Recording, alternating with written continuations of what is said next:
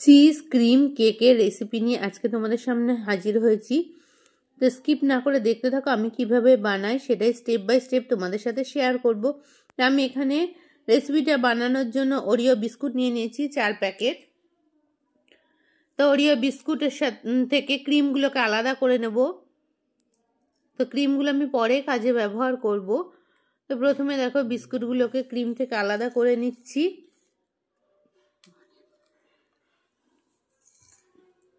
তো স্কিপ না করে ভিডিওটা দেখতে থাকো স্টেপ বাই স্টেপ কিভাবে বানানো হয়।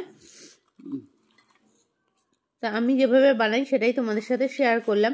তো ক্রিমগুলো আলাদা করে বিস্কুটটাকে দেখো গুঁড়ো করে নিয়েছি। এখন এর মধ্যে দিয়ে দিচ্ছি বাটার।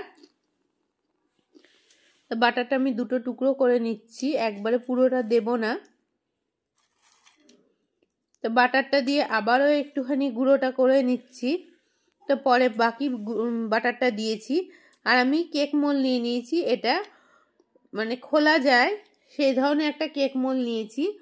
তো এখন এক্সট্রা যে বাটারটুকু দেখতে পাচ্ছ এটা লাগেনি, বার করে রেখে দেব।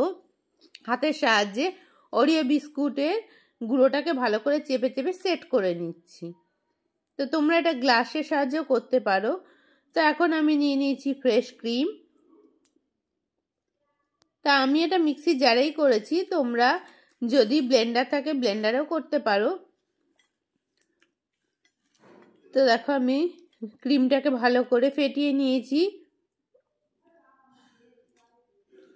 এবার ওরিও বিস্কুটের ক্রিমগুলো এর মধ্যে দিয়ে দিচ্ছি। এখন দিয়ে দিচ্ছি বাটারস্কচের ফ্লেভার,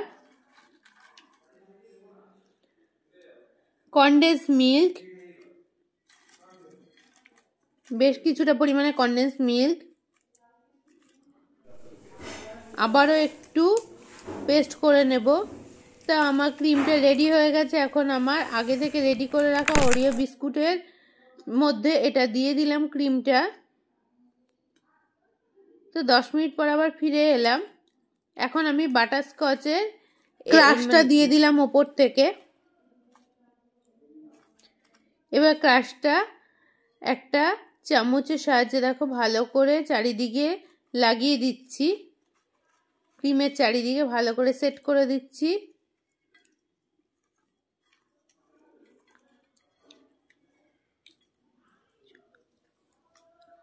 আমার সেট করা হয়ে গেছে। এখন একটু ডেকোরেশনের জন্য গোল্ডেন বল দিয়ে দিচ্ছি, এটা অপশনাল, এটা দিতেও পারো নাও পারো।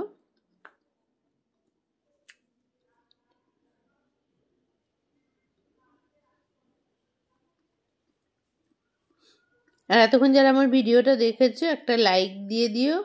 আর যারা ফেসবুক থেকে দেখছো তারা আমার পেজটা ফলো করে দিও। যারা ইউটিউব থেকে দেখবে তারা সাবস্ক্রাইব করে পাশে থাকা বেল আইকনটা ক্লিক করে দিও, এতে সমস্ত ভিডিও তোমাদের কাছে সবার আগে পৌঁছে যাবে। তো দেখো এখান থেকে দিয়ে দিলাম একটু স্প্রিঙ্কেল।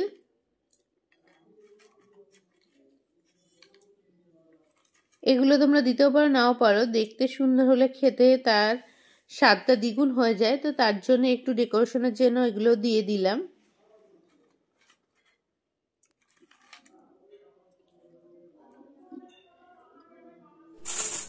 তো এখন পেপার দিয়ে দেখো মুড়ে দিলাম ভালো করে। এবার ফ্রিজে সেট করতে দেব 6 থেকে 7 ঘন্টার জন্য। তো ফিরে এলাম 6-7 ঘন্টা পর। এখন পেপারটা দেখো তুলে দিলাম। তো এখানে দেখো এই যে লকটা আছে, লকটাকে খুলে নিয়েছি। রেডি হয়ে গেছে আমার চিজ ক্রিম কেক। এখন এটার থেকে আমি পিস করে নেব। আর এটা ঠান্ডা ঠান্ডা খেতে দারুণ লাগে। অবশ্যই একবার এইভাবে ট্রাই করে দেখবে, আশা করব রেসিপিটা ভালো লাগবে। বাচ্চারা তো খুব ভালোবেসে এই ধরনের কেক খাবে, তোমরা একবার ট্রাই করে দেখবে। তো চলো আজকের মতো তোমাদের কাছ থেকে বিদায় নেব। আর কেমন লাগলো ভিডিওটা সেটা কিন্তু কমেন্ট করে জানাতে ভুলবে না। তো এখন চলো এক একটা পিস বার করে নেওয়া যাক এর থেকে। আর এটা বের করে সাথে সাথেই খেতে হবে, না হলে তো গলে যাবে। তো আমার পিসগুলো রেডি হয়ে গেছে। তো চলো আজকের মতো বিদায় নিচ্ছি।